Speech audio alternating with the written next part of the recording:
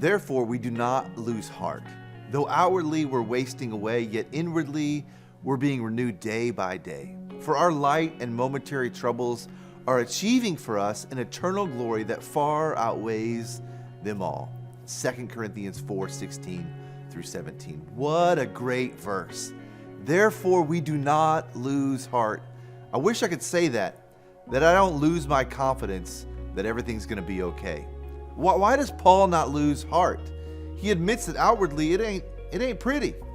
But in the verse right before this verse, Paul says that the good news is starting to reach more and more people. See, Paul was on a mission.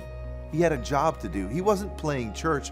Paul was able to stay positive in tough positions because he knew his purpose.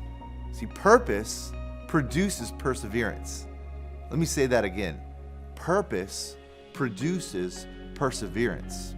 A couple years ago, I was replaced in my role at a prominent church by a beloved friend of mine. And one day, as I was cleaning out my office, my girls said to me, "Dad, why is he in your chair?" And I looked at the girls and I said, "Because it's his turn to lead." And I swallowed the lump in my throat. I wanted to say, "That's a great question. I'm not exactly sure why that's not my seat anymore."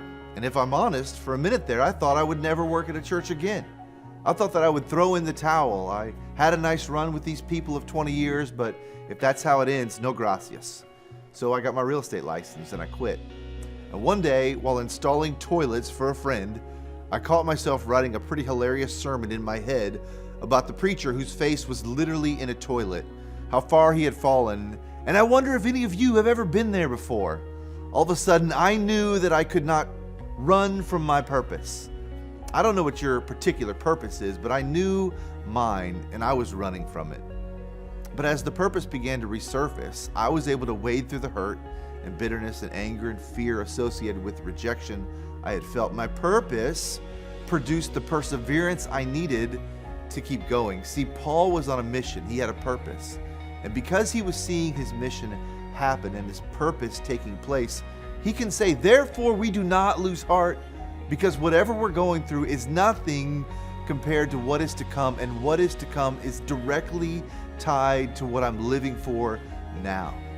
My prayer for you today is that you would discover the purposes that God has for your life, and that those purposes would give you energy and strength for the days ahead.